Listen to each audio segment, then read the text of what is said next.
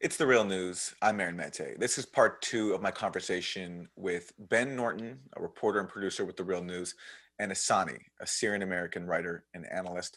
We're talking about the escalating violence in Syria after the war was supposedly winding down. Ehsani, let me ask you, so what is the impact, you think, of this U.S. strategy of holding territory, denying the Syrian government access to things like vital oil fields? What is the impact of that on the Syrian people? Because the regime will do fine. I mean, they have their monopolies and their vast reserves Sure. of money. But if the country is kept divided, if the government can't produce oil as normal, how will this impact the Syrian people who live in government territory? And Well, I mean, also clearly, standard look, sanctions, also sanctions, of course, I should say, which will continue. yeah, I mean, look, I mean, the sanctions regime, I was in the country very recently, a few months ago. You can't do anything. I mean, it's all cash. Your credit cards don't work. You're totally isolated from the outside system, from the SWIFT payment system. There's no bank that does any business. Nobody's going to do reconstruction when you can't even pay people and transfer money out.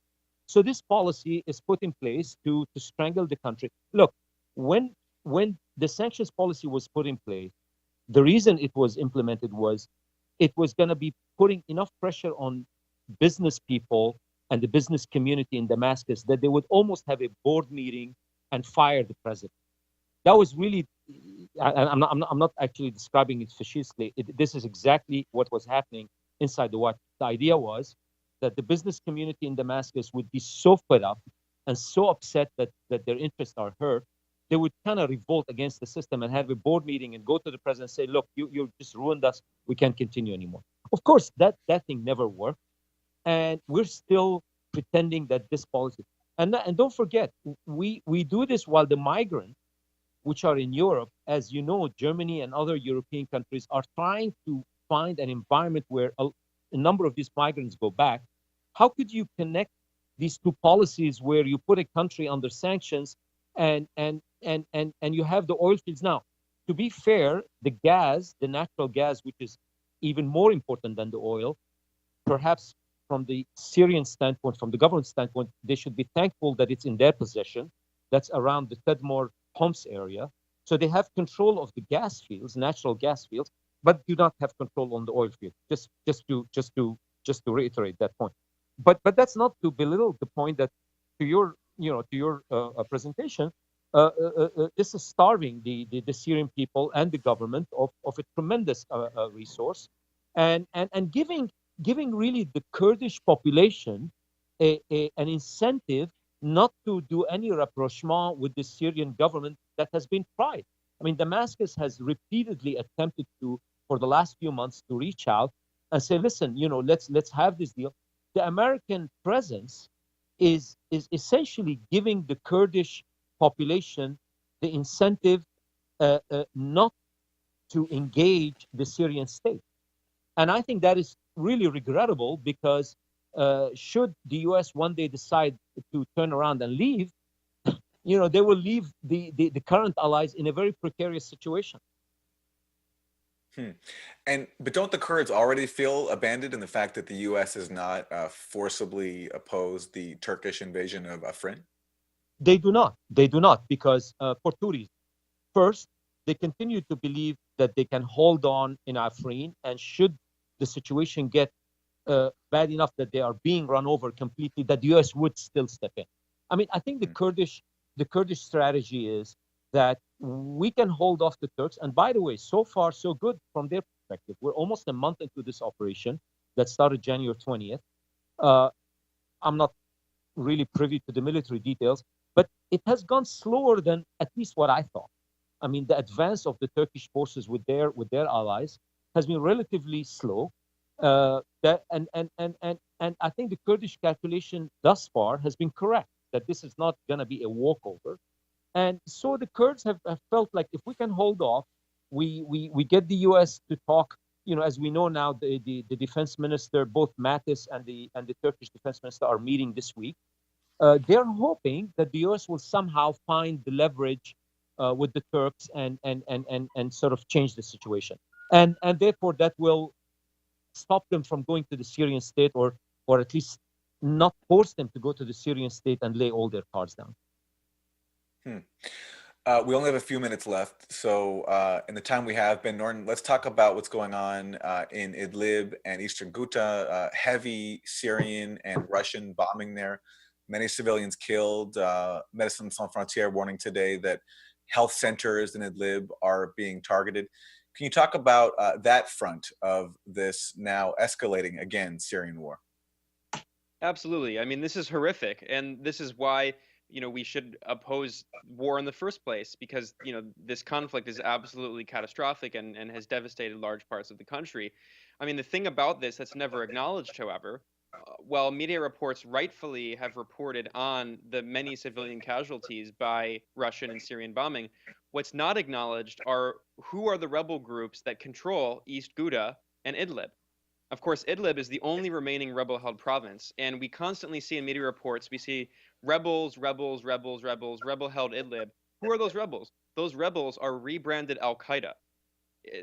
Syria's al-Qaeda affiliate, Jabhat al-Nusra, has rebranded.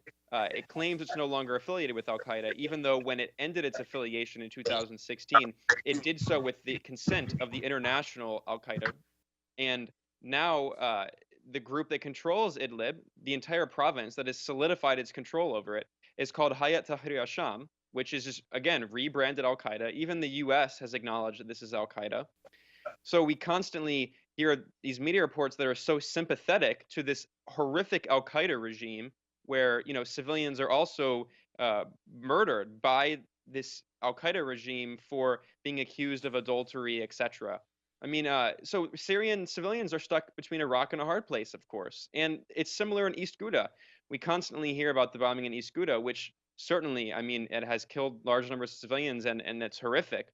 We never hear about what those rebel groups are, of course, because so many media outlets sympathize with them. And those rebel groups, once again, are hardline Islamist extremists, specifically Jaish al-Islam. Jaish al-Islam has put Alawite children and women in cages and sent them around the neighborhood as actual human shields. I mean, there's video and photo of this.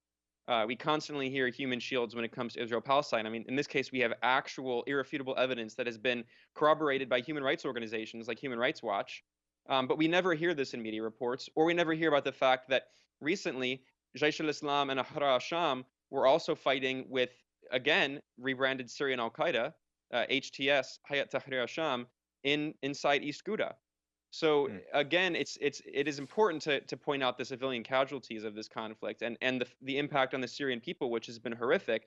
But what we need to also do is go a step beyond and see who are the actual rebels that control this territory, who are always just ignored in corporate media reports, and what are they doing to the people there already, because those civilians are already suffering. Ehsani, when you were in Syria recently, what were you hearing from people about what's going on in Eastern Ghouta and in Idlib? And also, as Ben says, if the civilians there are caught between these horrific bombings on the one hand, but then also rebel forces who are allied or even directly are al-Qaeda, what is the solution? Well, I mean, Ben makes a very, very important point, because essentially, let's talk the two issues separately. First, Idlib. Idlib, when I traveled to Aleppo, sits essentially in the middle of the highway between Damascus and Aleppo. Without clearing Idlib and without having Idlib back to the Syrian state, the entire economic lifeline between Damascus and Aleppo is completely cut in half. And the ride takes almost 8 to 10 hours to go from Aleppo to Damascus, which is only 250 miles, because the highway is completely cut off. That's number one. Number two, you have an open border with Turkey, the sovereign nature of the state, and the entire place is al-Qaeda run place. Everyone knows this by now, and it's just astonishing, as Ben describes, that the word rebel is used and not an accurate. From the Syrian state's perspective, you have a situation that is completely unacceptable.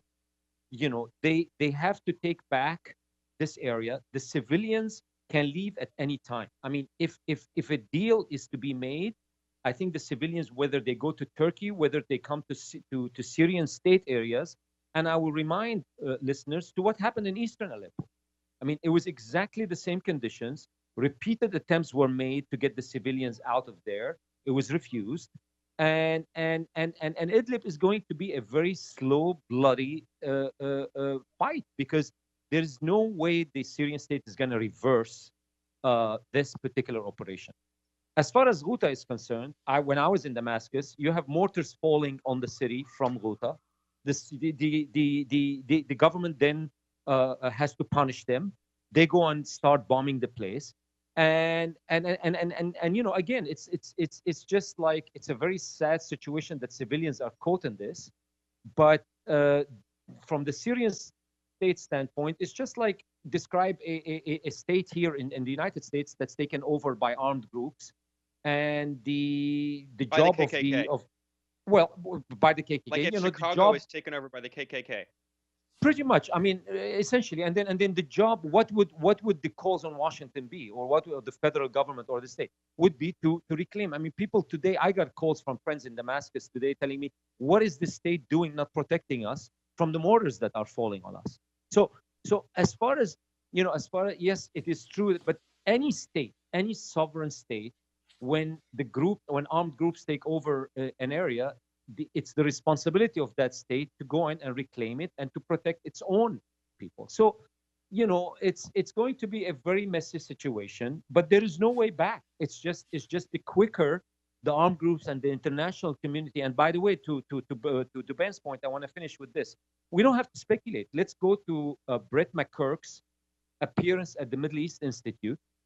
Himself said that Idlib is the second Afghanistan, after al-Qaeda in Afghanistan, this is the second highest dangerous place for the United States and everywhere when it comes to al-Qaeda presence. Idlib province is the largest al-Qaeda safe haven since 9/11, tied directly to Ayman al-Zawahiri. This is a huge problem. It's been a problem for some time. We have shown the spotlight, the international spotlight, on ISIS. We've been very focused on al-Qaeda in Idlib province. Leaders of al-Qaeda that make their way to Idlib province often do not make their way out of there.